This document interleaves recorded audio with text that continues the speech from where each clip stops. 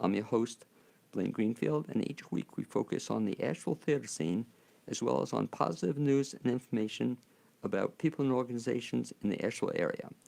And toward that end, it's my pleasure to introduce you to my first guest, and she is Leah Craig Fieser. Fieser, I got it? Yes. And Leah is the executive director of the Brother Wolf Animal Rescue. And Leah, you can also wave to all your fans and friends on Facebook. Okay, Hey. I think they all see us, and that's great.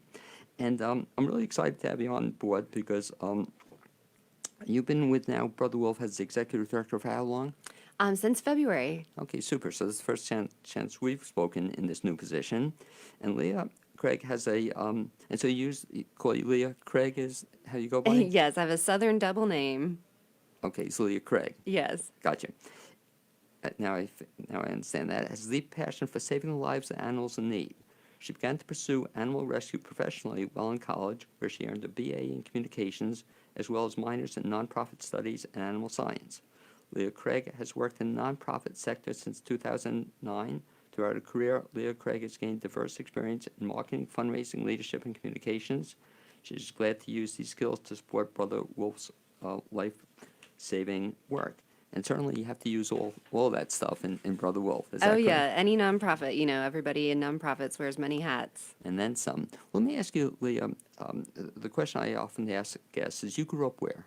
I grew up in Greensboro. Okay. And so growing up in Greensboro, did you always know you wanted to be in, first of all, working with pets?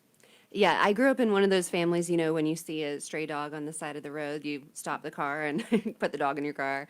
I grew up in one of those families. I mean, we had, stray cats that we would have and help. Many, had litters of cats because we rescued them when they were pregnant. And so we worked with rescue groups in Greensboro to help animals there. And I grew up in a house with 2 teachers. And so my parents had the summers off. And so during the summers, they would encourage my sister and I to volunteer. And they took us to actually different animal rescues around the country. So my parents were very passionate about animal rescue. And I moved in that direction because I just, fell in love with what a difference you could make and so many animals really need assistance. So. Do you remember your first pet? Well, when I was born, there was already a lot of pets in the house. So, How many pets are a lot? well, my parents had 6 cats always. It's a lot of cats. And then, Were these indoor cats? yes, 6 indoor cats, and then we sometimes would help out feral cats who, were outside cats, kind of wild cats, and then we usually had 2 dogs in the house, and my dad has a big passion for turtles, so we had tortoises in the house, and we also had turtles in the house and fish in the house, and so yeah, a big pet family. You were probably the most popular family in the neighborhood. Like, kids probably loved to come to your house. Did they? Yes, my dad actually every summer hosted an art camp. He was an art teacher, and so it was. We have just wonderful memories of having our yard full of kids painting on easels and animals running around, and we grew up in a house that really encouraged us to give back, and the thing that became our passion was giving back to animals, and so it was a really clear choice for me. And at first, when I said I wanted to help animals, everyone steers you in the direction of being a veterinarian because that's kind of the most obvious choice. But I actually did pursue that for a couple years at NC State, and found that my skills is just way more in the social sciences, and what I learned was that in the nonprofit world, especially in animal rescue, there's such a need for people who come from with marketing background or business acumen, and really those skills that run the animal rescue in a responsible way, so that you have this solid business foundation, and in order to best serve your mission. Back to when you were a kid, did you also have a good memory in terms of, I always wondered, were you able to remember the names of all the pets? Of course, yeah. Yeah. And do they all have distinctive personalities? Oh my goodness, yes, especially because, we always ended up with the blind cat or the deaf cat or the 3-legged dog, it's just very distinctive, yeah. So I can just see, so when you had all these kids for a party, were you also drawing and painting them, or was that the criteria? They had to do with pet related? Well, my dad was an artist, Right, you or said he that. still is an artist, and so I just remember us making like paper mache sculptures and painting on easels, and I don't know what exactly we were painting. I don't know if you could even tell what we were painting. We were, 5, 6, 7 year olds, so. Cool life. So you always had this lifelong interest in being with pets, but then you went to school and you decided not to become a veterinarian. What brought that on? You just weren't into the science part of it? Well, it's just not, goodness, you go to be pre-vet and it is intense. It is so intense. And so my parents actually took us, while I was pre-vet, to a sanctuary. And so we were, out west, and we had the opportunity to have lunch with a couple of the founders of that organization. And so I got to talking to them and, saying that I was in school pre-vet, but it just wasn't feeling like a great fit for me. I think a lot of us go through that in college, or like trying to figure out what we're going to do. And so they had this wonderful conversation that really changed the course of my like future career, to say that, animal rescue really needs people with a business background, with marketing background, and because there's such a need for professionalism in that area. There's so many people who have intense passion, but we also need the skill set to run the organization like a business, so that you can best serve your mission by doing so. Well, I wonder about that even in Asheville, that it seems that even though we have two very fine organizations, I guess, devoted to animal rescue, there's always a need for more. There is, and I think a lot of people are surprised to know that North Carolina is the third worst state in the entire country for the euthanization of shelter animals. So the only states that trump us are California and Texas. Of course, those are huge landmass states, and North Carolina is third in the country for killing the most shelter animals. And so we have a long way to go, and we are so fortunate in Buncombe County. We have a no-kill community, which means that about 90% of the animals who come into any of our sheltering systems in Buncombe County have live outcomes, which is wonderful. But, you only have to go one county over to find a very different situation. And so what makes Brother Wolf so unique is what we are really focusing on is saying, where can we go in and take animals who are dying for senseless reasons? So just last week, we got a call, and someone's, a different shelter, said, we have 42 dogs and we only have space for 20 of them. And so they're looking at euthanizing animals only because there's not enough space, not because the animal is sick, not because the animal is aggressive, not these are animals that could be placed in homes.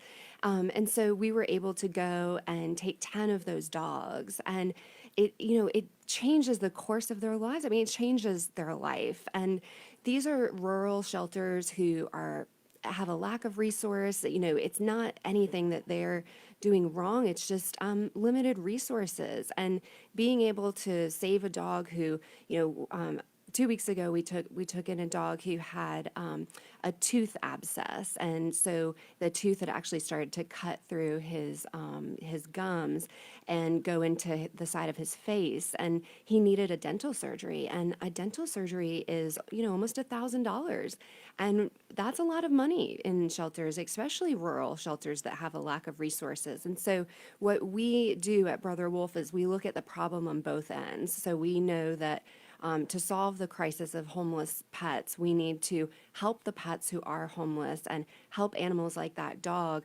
We went and took him from the rural county shelter, and our veterinarian did the surgery, and he was adopted in 3 days. How many dogs can stay pets in general can stay at your facility? Yeah, so, same with every other rescue, we have limited resources as well. And so we, at any given time, have about 200 animals in our care.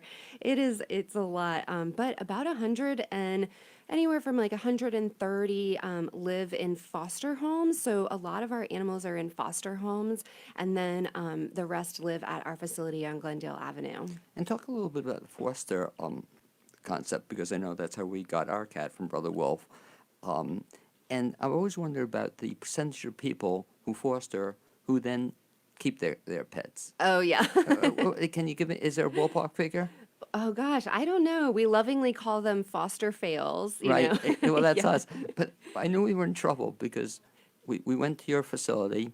We just lost one of our cats, and said to my Cynthia, "Are you sure you want to, do a foster?" Oh yes, we'll foster. And within 2 weeks, we were forced to fail. Oh. Does that happen often? It happens all the time. It does, yes. And so many people, want to, especially their first foster, because Right. you get into it and you're like, oh, this is so great. I'll just foster and I'll be able to help, many lives over the course of a year. And then you're like, oh, I just fell in love with this animal. I got to keep this animal. So that doesn't upset you if they're forced to fail. Oh gosh, no, we're so happy. I mean, we're not even, oh gosh, what, halfway through the month, we've already done almost 70 adoptions. Oh, is that cool? I mean, it's incredible, like how many in Asheville and the surrounding area. We're so fortunate in to have such foot traffic, to have people who really want to adopt animals and help animals, and that's another reason it's so important for us to get animals out of these rural shelters who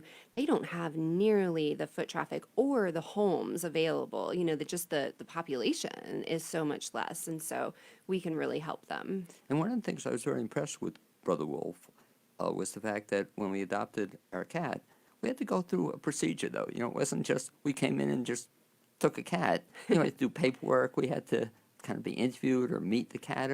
I thought it's pretty impressive, that you actually show that you do care for what's going to happen after they've been fostered. Absolutely. I mean, we want it to be a successful placement for the animal and for the family. I think that the great thing about pet adoption, as you know, is that they give so much back to you. I mean, those of us who love animals, it's just the greatest thing to get to spend our lives with them. I mean, I laugh, 100 times more in my house because there's fuzzy critters running all about. And so we always want to make sure that it's a good fit for people. We start from a place of, yes, you want to adopt an animal. That's a wonderful thing. We want to find the best animal that's a good fit for your home. And so, yeah, we like to have kind of a, interview process is really just a conversation to say, what's your lifestyle like? Like, how do you envision this pet being in your home? Do you envision a dog that spends most of the time on the couch or curled up on the bed? Or do you want a dog that's going to run with you and hike with you? Or, just to make sure it's a good match both ways. How many pets do you have in your house now? Well, I just adopted a dog this weekend, so I'm kind of over the moon with him. I had one dog. I now have two. My 8-year-old is getting used to the 8-week-old. And so we also have a cat. We'd love to have more cats. Well, actually, I would love to have more cats. I'm not sure my husband would agree with that, but our cat is just queen of the house and just beats up any other cat that we bring in. Well, it's funny because we have that belief too. I love having one pet. My wife would have 17 maybe. And the thought being we have an older cat we adopted from Brother Wolf. And the thought being that my wife is worried that how the cat would adjust to another cat. Because I guess dogs adjust better than cats to others. It depends. I mean, some people have cats that really get along well with other cats. I mean, it's so cute. Like in the shelter, we have, some cats that love other cats and they'll kind of like put their paws through the bars to like get to the other cat below them and play with them. And then we have some cats that will, they're like, that cat growling noise, like if they see any other cat in the shelter. So it's just such a personality thing. It's dependent on the animal. What makes a good home for a foster pet? Who should consider becoming a foster pet parent? Oh my gosh. I mean, anybody really can be a foster parent. If you're looking at if you have an extra room in your house, or if you can even just set them up in a bathroom, we like to kind of give them a space to have as their own to get acclimated to your house. But we foster with all different people who have kids, people who don't have kids, people who are single, they live in apartments, they live in houses, any animals adjust easily. And it's great too. We have a sleepover program. So, animals that live in a shelter environment, we never want an animal to be in a shelter for very long. I mean, the goal is to get them out, and it can be a stressful environment. And so research has shown that even just getting out of the shelter for 24 hours brings down the animal's stress hormones. And so we have a a sleepover program that's run by our foster department. And so you can take an animal just for one day or just for the weekend. And you're doing a great thing to help that animal, whether it's a dog or a cat. All of their stress hormones are able to go down, and really that makes them more adaptable when they go back to the shelter because they're more relaxed. They might, interact with people a little bit better because of that state. And so we're really pushing our sleepover program right now. How do you feel about parents, for example, especially if they have children, who foster with the idea of letting the children see if they'd be good with pets? Is that a bad thing to foster, thinking you might adopt but not making that decision? Is this a good way to test it out? Oh, that's great. No, we understand. I mean, if you have kids and you've never had a pet in your house, like you might want to do a trial period, So that's okay? Absolutely. We even do foster to adopt. So people will say, I really think that this animal is going to work in our home, but maybe they have a cat that's never met a dog and they're adopting a dog, or maybe they, have two cats and they want another cat, but they're not sure. And so we do foster to adopt. So technically they're fosters, but they have the plan of adopting the animal. And most of the time it works out great. We try to counsel them on how to do introductions so that it's going to be the most successful for that animal and for the animals or the children that already live in the home. But yes, we do that every week. We do, foster to adopt to make sure it's a good fit for everybody. Talk a little bit about Brother Wolf now. So you came on board in February, and Brother Wolf has gone through some changes. Absolutely. All organizations have along the way. Talk about what's happening in Brother Wolf, say, right now. Yeah, so the community has been through this. I can't believe it's only been about 10 months. Right. There's been a lot of news out of Brother Wolf, but we inherited an organization that had some severe financial difficulties, and we were at a critical moment in the history. We've come so far. We've had to make a lot of hard decisions. We weren't able to move forward with the sanctuary project because of the financial crisis. We had to let some staff members go, and that's always a really hard situation to be in, and really focus our concentration on what do we do best and what makes the biggest impact. Because like any nonprofit, you only have a limited number of resources. And so what's so important to us is that we are making the biggest impact, that we are saving the biggest number of lives with the resources that we have. And so that's kind of been this shift over this year to say, we're going to have to tighten up what we're doing. We're going to focus on bringing in animals who are needlessly dying in shelters who just have no resources. We have a cat that was going to be euthanized because, she needed antibiotics. And there's just no reason that that animal should be euthanized. And the reason it is because she's found herself in a rural shelter that has very limited resources. And we have limited resources too, but we're blessed to have a community that really supports these animals and wants to save their lives. And so we work on the front end of that. And then a critical program that we do is we have our mobile spay and neuter clinic, because you have to at the same time affect change, ahead of those animals ending up in the shelter system.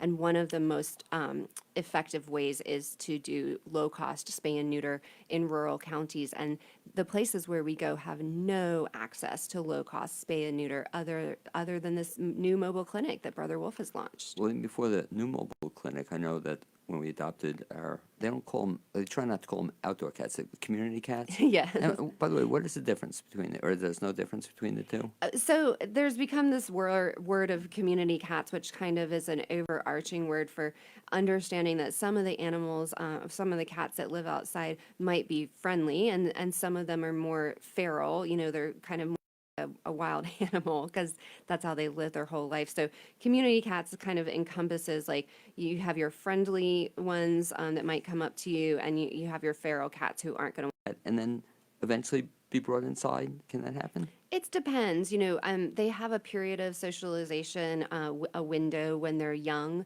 And so nationally, we kind of recognize that once they hit about 10 weeks of age, it's very hard to acclimate them to humans.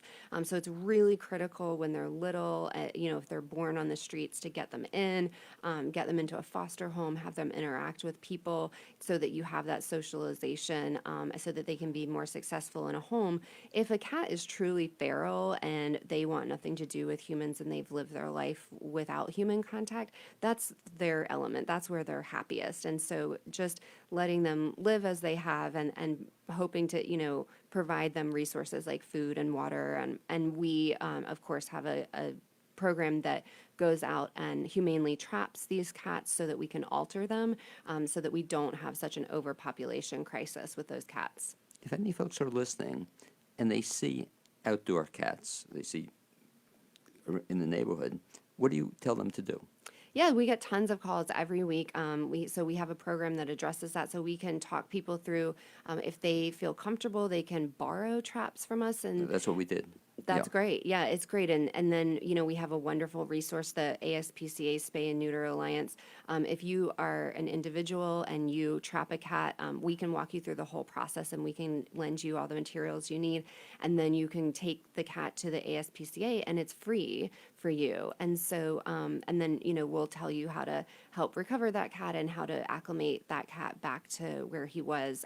If people aren't able to do that, we have a program that sends either staff or volunteers to do that trapping for them. And it's really important to keep those cats, get those cats sterilized, and so that you're keeping the cats that are coming into the shelters at a lower rate, because the cats have a really good time rehoming themselves. I mean, you had cats that really found you, Right. and they're very good at doing that. And so we want to support them living where they are. That's one of the things we were very grateful for Brother Wolf, because enabled us to do that. And they were a big help with the traps and the advice, and it's just really good service. That's great.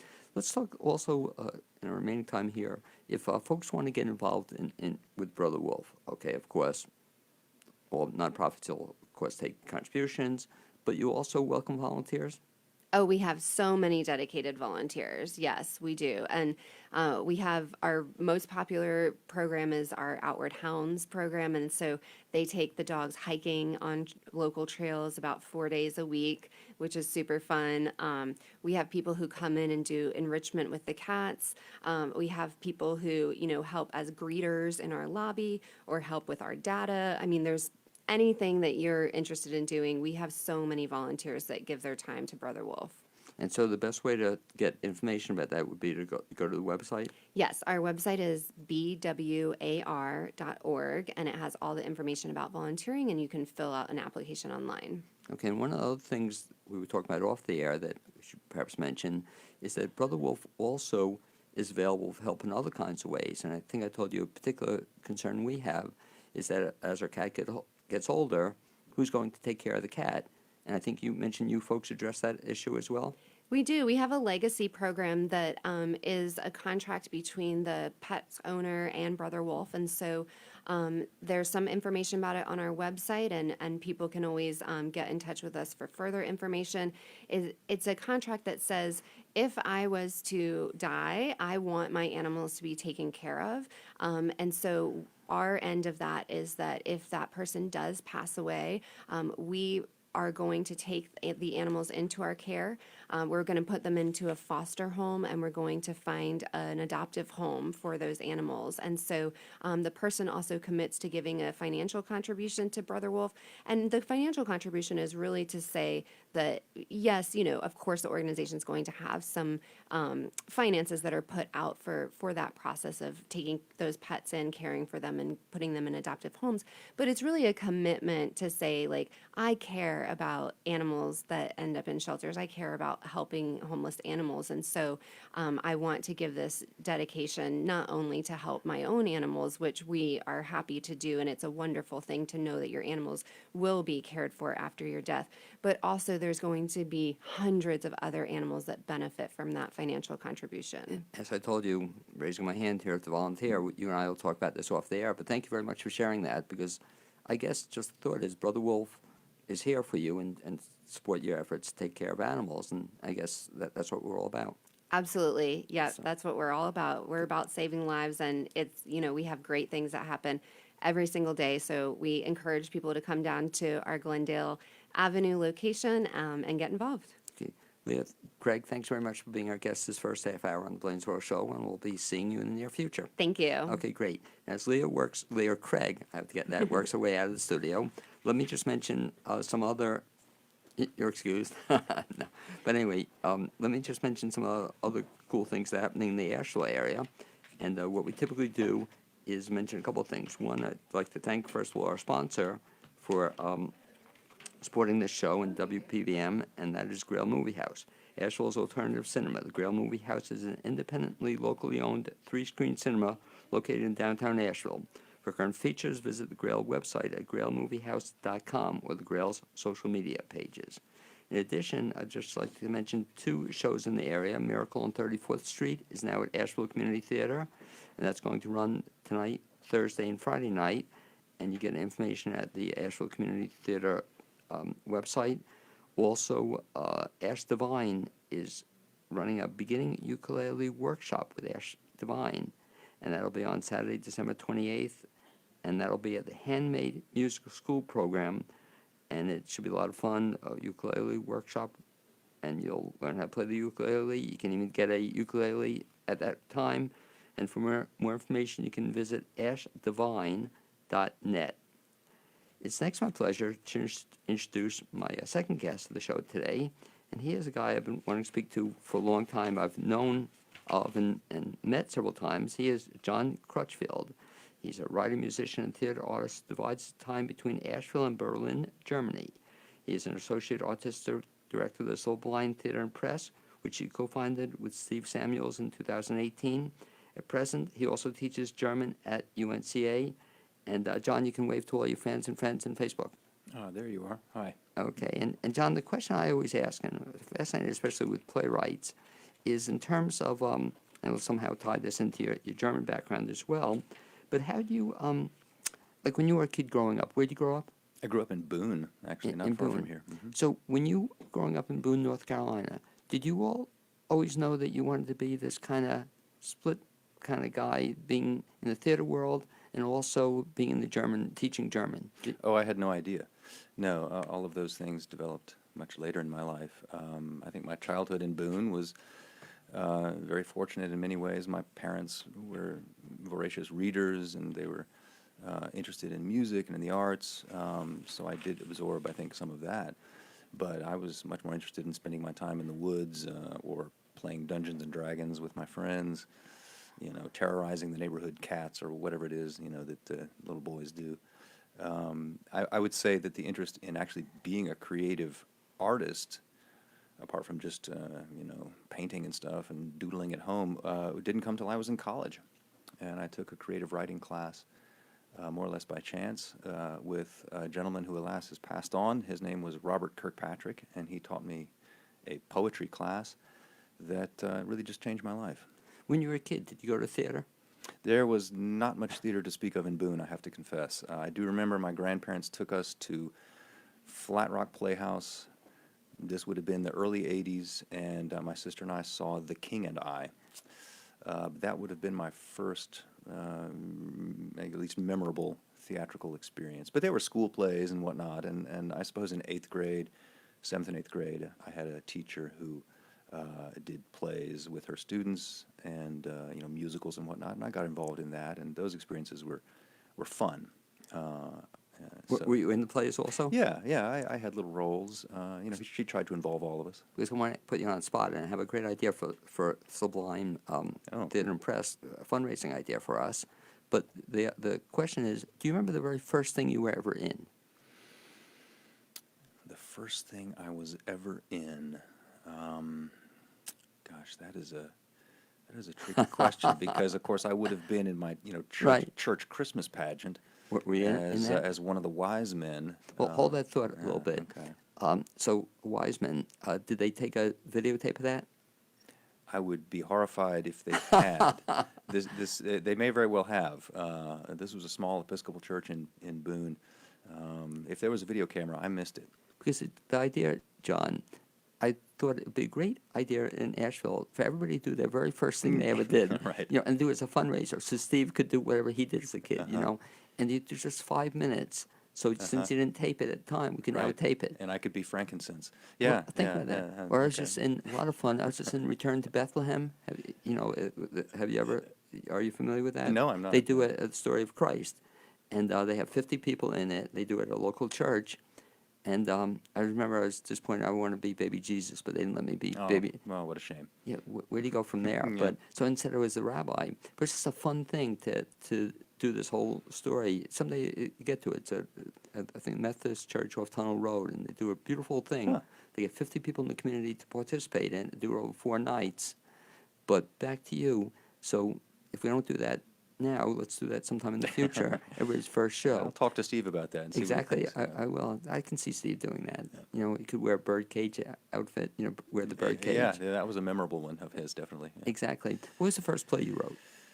The first play I wrote was actually not a play. It was a collection of poems, part of my master's thesis, and I showed them to a friend of mine who was a theater artist, one of my best friends growing up. And at the time, we were teaching at the North Carolina Governor's School. He was the drama teacher. I was teaching a little curriculum they have there called the philosophy program, Area 2, they call it. Anyway, he took a look at these poems and said, hey, I'd like to use this as the script for a play I'm going to create with my students. I thought that was a crazy idea, but I said, sure. So that became essentially my first play, and I wasn't really involved in the rehearsal or development process. This all happened very quickly, obviously. Governor's School is only a 6-week program, or at least it was then. But by the end, the students had created this performance on the basis of this collection of poems. Most of them were monologues that I just was blown away by. And so for me, that was a truly transformative experience for me as an artist to see the way language I had crafted could come to life and be embodied and transformed in a new way by these actors, these other artists, actors, directors, designers, could take that language and make it something alive and something that an audience could experience in a profound way. And I experienced it in a profound way too, sitting in the audience myself. So that for me changed the entire way I approached my writing, and from that moment on, I think I was a playwright. Because one of the cool things about you being a playwright, I've seen a bunch of your stuff, is that if I see something, it's almost, I'm going to see something new. You know, it's just, you don't tend to repeat yourself in terms of what you do. No, I suppose I don't. I mean, there are certain, I'm sure that if one were really to go through my scripts, they would find certain recurring themes or motifs or even bits of language. That doesn't bother me in particular. I think we all have our tics, I suppose, would be one way of saying it, but also obsessions would perhaps be another way of saying it. But it's true that in terms of style, the kind of surface style of a play, I tend to try different things from one project to the next. After the poems, do you remember the first, quote, real play you wrote? Well, the first real play I wrote then would have been, I took that group of poems and expanded them into something more fully fledged as a play, and that became really my first serious dramatic project, which was The Songs of Robert, Okay. which was a one-man show. And Steve directed me in, and we took it to the New York Fringe Festival in 2009. I'm speaking of Steve Samuels here, right, my artistic collaborator and friend. And that was our kind of launching of what was then the Magnetic Theater. Still exists here in town, but that was our inaugural production. The next, And then you brought it to Magnetic Theater. we too, did, right? and then it did. Then once the Magnetic had its own space down there in the River Arts District, we did do the play there again. So I've done that play many times. And I think that was the first time I came across that may you. be, yeah. Were you in that too? Oh yeah, that was Right, yeah. That was kind of my. In fact, I don't know that anyone else has done it apart from a former student of mine from Appalachian State, a former playwriting student, apparently produced it himself and performed it himself up in Vermont, where he was living. But that, as far as I know, is the only other production of The Songs Because of I Robert. think when I first met you, or the first times I was exposed to you, you were also acting. You used to do more. You used to do more acting than you do now. Would you say that's true? I would say that's true, and a variety of reasons for that. I enjoy acting. but it's not absolutely necessary to my happiness, whereas the writing really is. And since I have become a father, I have to focus on the things that are absolutely necessary to my happiness, and so the acting has, alas, had to kind of fall by the wayside. It'll come back as my kids get older and become more independent, but for now, I've just had to focus on the things that really are essential to, to my being in the world, and the writing is one of those things. Have you done directing also? I have, yeah. As a matter of fact, maybe now is a good opportunity to promote an upcoming project that the Sublime Theater is doing. I'm going to be directing a new play by my good friend Julian Voris. Okay, great. Who's also an actor, writer, and you will have seen him in my most recent play, actually, that we did, My Crazy, My Love. I loved it, yeah. I think is where we most recently met, Blaine. And yeah, so Julian is a writer whose work I've admired for many, many years. He's a poet as well as a playwright, and just a profoundly original and disturbing, but also beautiful kind of writer. A sweet man himself, but as a writer, profoundly disturbing. I like and what beautiful. makes it disturbing. Well, it would be hard for me to say. I think he's able to grasp some of the profoundest absurdities of human life, cruelties as well. I mean, he seems to understand some of the deep contradictions in human nature that I think any serious writer has to come to terms with. But he just has such an original way of approaching them, funny and disturbing all at once. I just am a great admirer of his work, and I'm delighted that I'm finally going to get a chance to direct something of his. It is a new play called You're Going to Hell, Deirdre Jean. And it has a couple of demons in it, and it's about a dysfunctional family. And interestingly enough, he recently told me it's kind of like the twisted, dark twin sister of your play, My Crazy, My Love. I was just thinking And that. I thought, you're kind of right about that. So in some ways, he and I have been kind of, I guess, plowing a similar field here artistically, though I think these two plays are very, very different on another level. So When is that going to be? this is going to be in the spring. We go into rehearsals in March, and it'll go up in April. It'll be the first 3 weekends in April at the BB Theater, where you've seen us working recently. Because if you would remind me or tell Julian, I'd love to get Julian, Oh, yeah. come in February, March, talk a little Yeah. bit about that show. That'd really be cool. I'm sure he would be happy to. Yeah, we're very excited about this. His work, as I say, is just incredibly original and powerful. And I've got a great cast lined up. Already great. Yep. You'll see Mr. Samuels once again performing, and some other familiar faces. And even though we're not accompanying the sense of an ensemble with fixed people, we do tend to work on multiple projects with the same people, I suppose, because you develop a relationship, you learn how to work together, you develop a fondness for each other and admiration, respect for each other. So you'll see some familiar faces, but there'll be some new faces too. So But I'm so glad you got Steve, because I think Steve's a very talented guy in lots of areas. But, Yeah. but as an actor, I just love watching him Oh, as a performer. he's a natural, and but he comes from a very specific tradition too. The Ridiculous Theatrical Company that he worked for in New York back in the day, that's Charles Ludlam's company.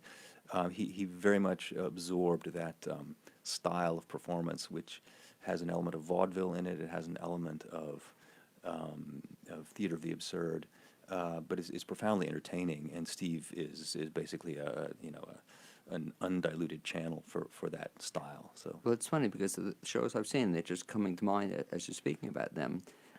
Remind me of just that whole thing, like I said, a sense of vaudeville. Like, talk Yeah. a little bit about the last one. Just loved my Crazy, My Love. Mhm. And I think one of the reasons I loved it is I enjoy watching shows about dysfunctional families because it makes me appreciate that mine. You're wasn't. not alone. Right, Right. everybody thinks they come from a dysfunctional family. Well, we all do. Yeah, but that one was certainly a dysfunctional family, Yeah. and that was so much fun, though. But what was everything about it I enjoyed, especially one thing. I don't know if it's in all your shows, but there was that dance number at the end. Talking about the Yeah. vaudeville. That was just fun, though. It just Yeah. Well, I've in my recent work, I have been moving towards more kind of not musicals, but using music and dance song and dance original music in a different way than merely as kind of background that gets piped in, but really integrating into the show. Though I have to give credit where it's due. I had wonderful collaborators on that element of this most recent play, My Crazy, My Love. My brother-in-law, I was going to say Holiday that. Childress, is just a profoundly gifted musician, singer-songwriter, and so I gave him the lyrics that I had written for these songs, and within minutes, he had figured out what would work in terms of the style. He's also, as a performer, if anyone has seen him live, an extremely gifted performer in a very vaudeville style. I think he's in some ways he is just made to work in this kind of theatrical form. So he had a really important role in making those songs successful. And Christy DeVille, I was who going to say that, is yeah. who is our company choreographer in residence, also an artistic associate.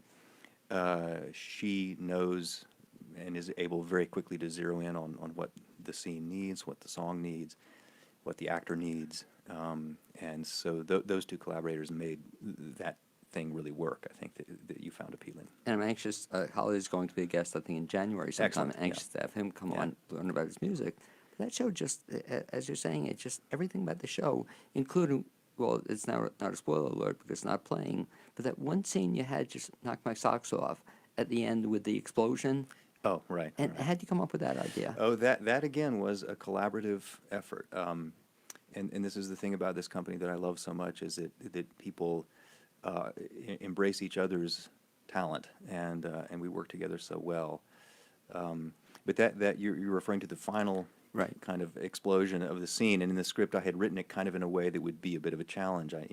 It's set in this ramshackle house, and at the end the house gets sucked down into the frack void, as I describe it in the script. So how are we going to do that? Well, I was sitting with Steve and our stage manager, and we were having just a discussion about what we needed in terms of this. I was the set designer as well as playwright on this show. And we came up with the idea that we would cover the entire set with a huge canvas drop cloth, essentially. And then at the very end, we would have either stagehands or actors, we didn't know how it was going to work, basically slowly pull this drop cloth out through the back of the theater so that everything, all the set pieces, everything that was on the drop cloth would get sort of sucked away. And of course, the BB Theater is an ideal space for that idea. In many ways, the idea depended on the BB Theater because they have these double doors at the back of the stage. There are no side entrances, and that's one of the limits of the space. But they have these massive double doors at the back of the stage, so far up stage.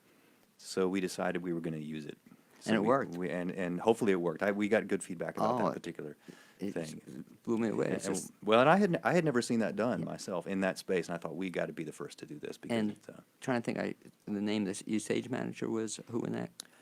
gosh, I'm so embarrassed to say that for some reason her name is. I can see it. But anyway, I can see it too. But the point is, boy, did she have to work in that show too? She was very, very busy. Yeah. She, Rachel McLean. always did a great job. Yeah. For some reason, her name, even though she's a former student of mine from App State as well.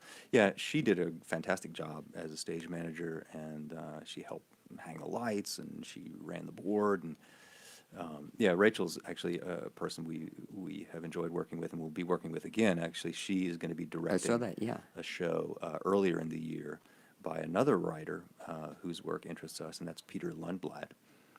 Again, a former student of mine from App State, oddly enough. So my time at App State has turned out to be rather fruitful here in terms of cultivating talent for this project.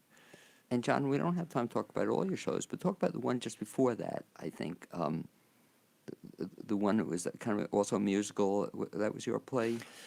Well, this new company, the Sublime Theater, began in 2018, and our first show was in November of 2018. Our kind of inaugural production was a play of mine called TRNZ. That's what I'm thinking about. Yeah. Which was set in Berlin, and it's kind of again a family story. I would say it has a mythical underpinning, though. It's sort of the myth of Orpheus, but also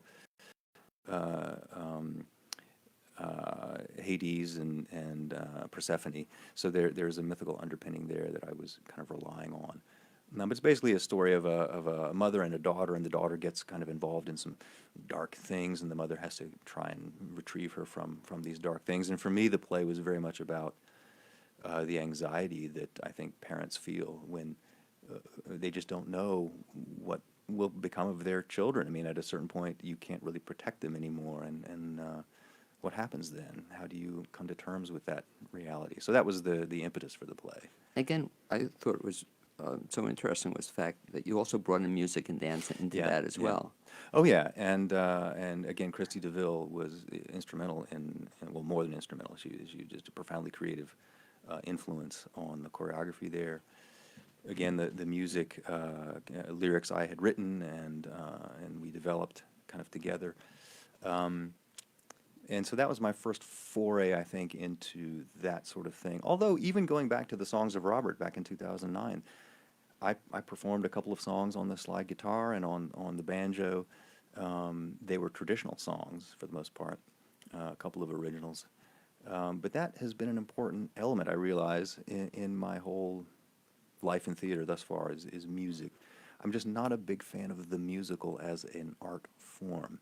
So are there other ways to use music that are maybe a little less smoothly integrated into the plot the way you would find in a musical?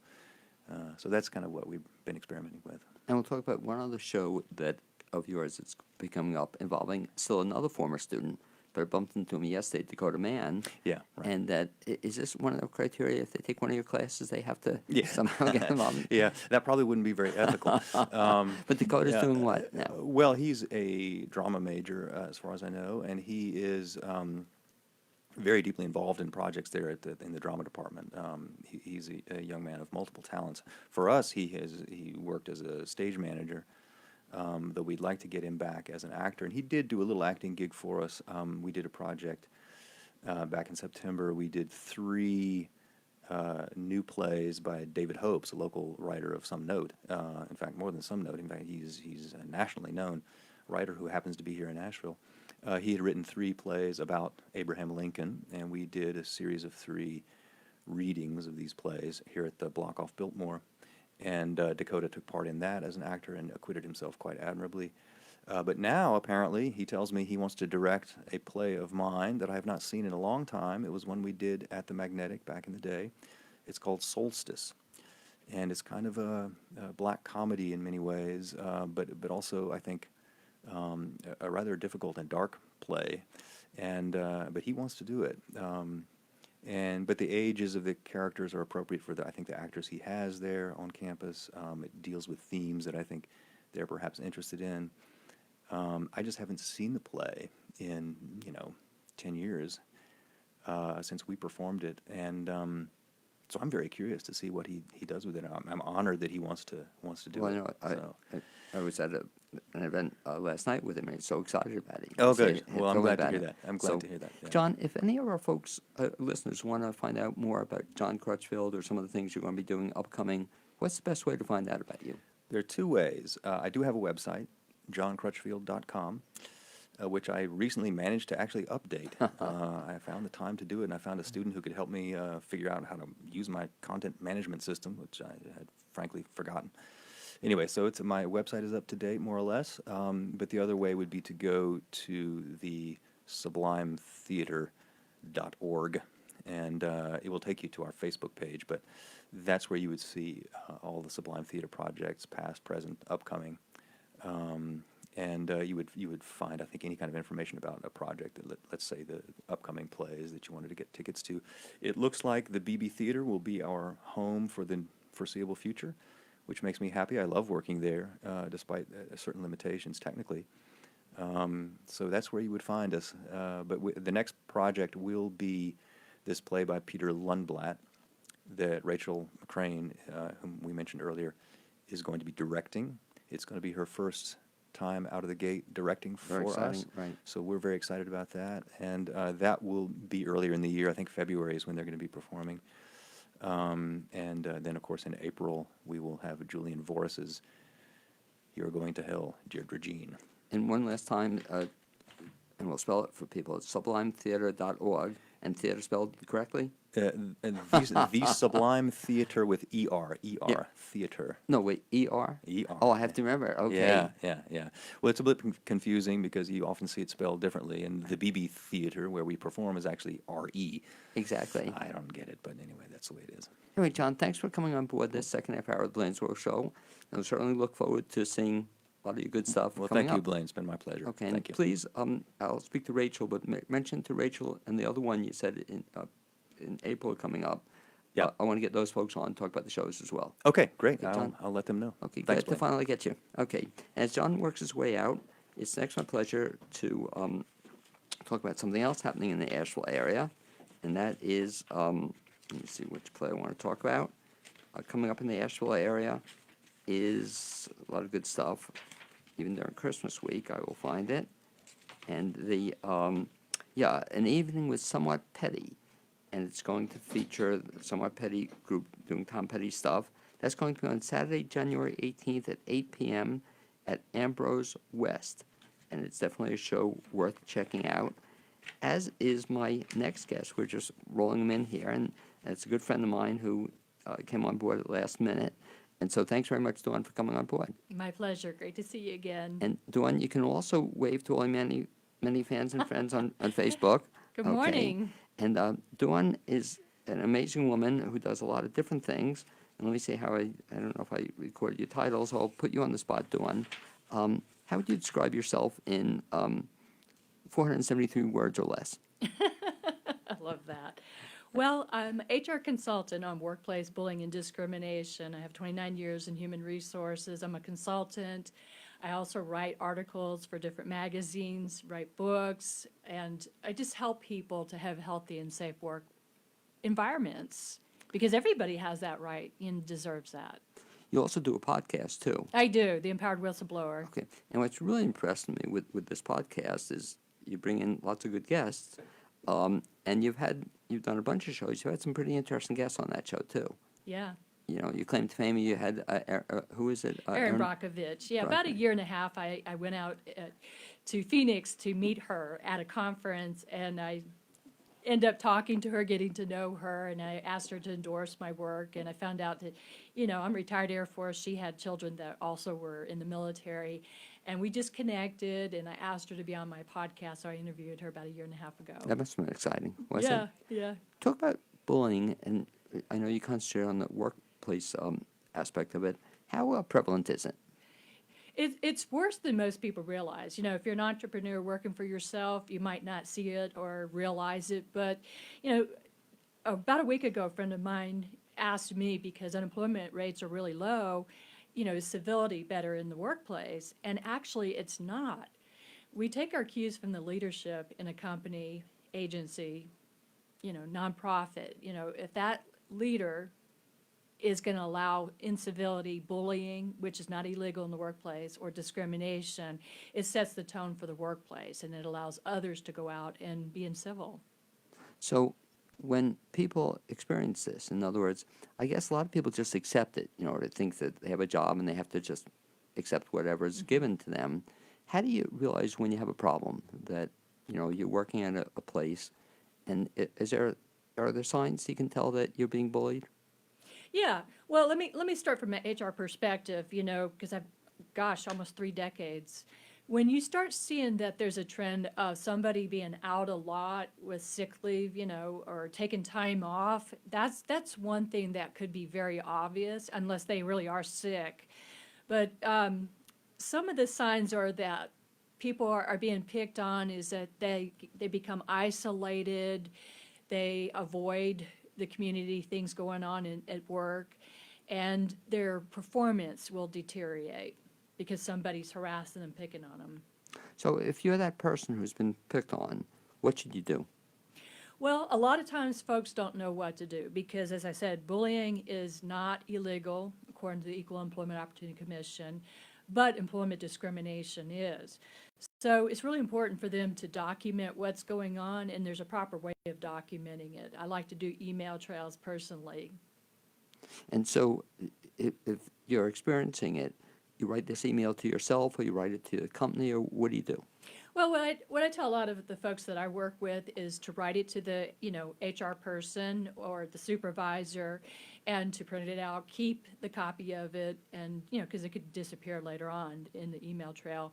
And just, express what's going on, be objective, put the facts out there, let them know what's going on. And then, people do freak out because they say HR is part of management, and they are. But the thing is, if you have not gone to HR and you don't have an email documentation trail, you may have nothing to prove, that you've been harassed if you get fired. Because you may end up getting fired down the road for some reason and you're trying to collect unemployment. You want to have good documentation.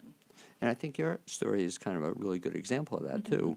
So without going too much into the specifics, I think if you could share what happened in your case, because again, I guess you learned by doing, but you had documented a lot of the stuff that had happened to you. What was that story all about? Well, the short part of it is about in 2012, I noticed working in the Veteran Affairs in West Asheville, a MACPAC, they call it, is the revenue part of the VA. And I walked in and I noticed that there were about 500 folks there, mostly Caucasian, about 5 black folks. And I thought, wow, what's going on over here, And I ended up meeting one of my coworkers who's one of the black employees and become best friends. And her background was in the Equal Employment Opportunity Commission. So she had an EEO background and I had the HR background. We connected, we started talking, saying, hey, do you see that there's nepotism, hiring a family friends going on here? And that, gosh darn, do you see there's only about 5 black folks working here out of 500? Something's really wrong. So we both independently, took charge, and I reached out to Office Special Counsel up in D.C. and mentioned it. And then I got a lot of retaliation for doing it. And I don't look like it, but I'm a disabled veteran, and so I was refused a medical reasonable accommodation that opened up an opportunity for me to file a disability discrimination. Anyway, a lot of harassment, and I ended up in the mental health ward for a few days where I had my greatest epiphany, at the Charles George VA Medical Center. They have four beds, Ended up there because I was exhausted trying to fight, with all these different managers and supervisors. They knew they were going to get in trouble. They knew my background. But I had my greatest epiphany there, and, looking in the mirror, I said, hey, I don't have to be my own worst bully. Fast forward, I hung in there. Everything was done through documentation, and at the end I had a victory because I refused to sign a non-disclosure agreement, and it just, kicked off that I became a coach and a consultant and a write. That's interesting, your experience there, just in terms of refusing to not sign the non-disclosure agreement. People can do that? I did. Yeah. And were you told you had to sign it, or what was? Yeah. When you sit down and negotiate, usually it's not the first time it goes very well. And I said, I'm not signing a non-disclosure agreement because I knew that the experience that I had gone through was something I was supposed to experience. I really feel deep down inside I was supposed to have this experience to grow and to help other people. So I said, no, I knew I was going to get out there and help other people stand up to workplace bullying and also work with leadership, too, to have safer, more respectful work environments. So you got into this field, and again, one of the things I think it's cool about you, you do a whole bunch of different things. So I know, for example, you have the podcast. Mm-hmm. You're also in the process, and I think finishing up a book on the subject. Yeah. How's that going? It's going great. And your assistant just asked me if I was going to go on vacation and have a working vacation. I said, yep. So I wrote a memoir, and I'm going back and doing some more edits. And it's my life of, growing up being bullied because I was shy and I was bullied a lot. And I also will have a companion book that goes out at the same time with it about how to stand up to workplace bullying discrimination. And this is employee-based. So that's coming along very fine. And so you're doing the podcast, the book. You also do some writing as well in your spare time. Yeah. And what is that all about? Well, I put, health information out to the Good Men Project. That's, a project out there where people like myself can write. I do a weekly column, and I talk about, safe, respectful work environments, what to do if you're being bullied or discriminated. And I also write for Inspire, which is about entrepreneurship. Unfortunately, it seems that you're never going to run out of topics, for it, in that, just in the range of bullying, there's a lot of stuff to cover in that area. Would you say that's true? Well, I've been writing over a year, the articles that go out online and with magazines, and I've also written for Thrive. And what's really cool is that I'll think, oh my gosh, I think I've covered it all. And then I'll get an email from you saying, hey, check this email out. Maybe New York Times or SHRM, which is Society of Human Resource Management, wrote an article, and I'll take a stance against it, about what I think is right or wrong, and it'll just help me to write another article. Let's talk about this bullying issue from two perspectives. And I know you've looked at both perspectives, but first of all, from the HR standpoint, and I know you work with companies, you work with HR people. What is some of the things they should be doing as people involved in the HR field to kind of minimize this or prevent it if possible? What should they be doing? Well, they have to work very close with the leadership. If the leadership's not on board, you can have any program out there and it's not going to be effective. But, I worked 25 years in the federal government, 20 years retired from the Air Force, and 5 years in the Veteran Affairs. So I have a real strong federal background. But training is mandatory for employment discrimination, like racial discrimination, LGBTQ, age, and things like that. There's mandatory training that you have to have. But the things that are working is that when the training is one-on-one and not just somebody in front of a computer just punching keys, because that way you're engaging in the training and people can ask questions, and it's definitely more I say entertaining, because you can make it fun and entertaining, and it's definitely more positive than just getting on a computer and doing mandatory training. You mentioned the training. I've always wondered about this. Can that help people? I mean, can you actually train people not to almost change their behaviors or act differently than they've done in the past? I believe that if somebody's willing to change, that you can help them change. I mean, you can bring in an executive coach, a business coach, a life coach, somebody come in, a mediator to help and sit down and work through problems. And a lot of times, one thing I know is the bullies also oftentimes have been victims of their own circumstances. But, we can't have bullying in the workplace because it reduces, morale and also the profits in the company. So how do you work with a bully then? If you're the HR person, and you have a problem, as you said, people are being absent a lot, their morale is down, whatnot. How do you work with a person who has been a bully? Well, the documentation, and I'm called the queen of documentation. It seems You would meet with the bully and get his or her side of the story, document it, and you would talk to the person who was the victim, get their side of the story. If you can validate that there was bullying, which is not illegal, according to the Equal Employment Opportunity Commission, you can still write it up as an offense that is unacceptable, and, there could be disciplinary action if it doesn't cease. You could be removing the person. But I guess I'm looking at it from a different standpoint, Dawn. I'm looking for the company to recognize they have a problem there, and then get that to change, rather than just getting rid of the person or reprimanding the person, to say, hey, you've been a bully, but it's time to change, or to, can that happen? Can it? Yeah. I mean, you can say, I'd like to give you a little additional help with training. You could bring in a coach that can help the person. A lot of times these bullies have, inferior complexes. They want to shine. Maybe they've been mistreated. And sometimes they just need to be heard and validated. And sometimes the tweak can be done through coaching or consulting. And sometimes do they accept the fact that maybe they never realized or maybe never thought that they were bullying people? Oh, yeah. Everybody has, unique personality. Some people are assertive, some people are aggressive, some people are passive. And if they've been that way all their life, they're used to their own personality. And sometimes people have to point out, hey, you're a little bit too aggressive, a little bit too competitive, a little bit too rude. We need teamwork. Have you seen change? I've seen change where people want to make change. I see change the most where the leadership will have zero tolerance of incivility in the workplace. I mean, of course, people are going to always have bad days, and, there's going to be some negativity at work. But I've seen the best improvements where the leadership sets the example, each day engages with the people as much as possible, and, gets to know them on a personal level so that people, have buy-in, that they feel validated and they feel engaged with the company. Because right now, a lot of people are not engaged. Wouldn't that be great if we could have it just not within companies, but in society as well? Can you imagine we would treat all people with respect and, courtesy and love and kindness? It'd be a great thing for us to move to. Absolutely. Yeah, I mean, sometimes people say don't talk about politics, but you should be able to talk about really anything as long as you're diplomatic and civil and respectful.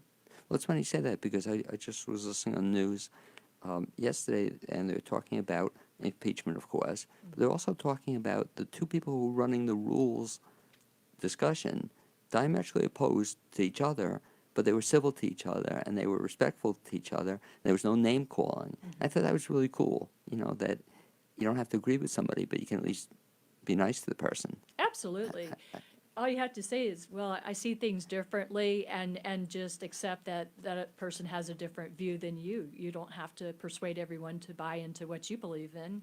And you don't have to do name calling either. No, that's I not a guess good thing. would that be, I guess, maybe rule number 1 or 2, that if you don't want to bully somebody, don't call them names. Would you say that? That's kind of important. Talk about the other side then, Dawn. So you meet employees and you come in contact with a lot of folks like this who have been bullied. And aside from that, you can do all the documentation, great recommendation. But what else do you tell somebody? In other words, that they've been bullied all their work life or even their other life as well. How do you teach somebody to work with somebody to stand up?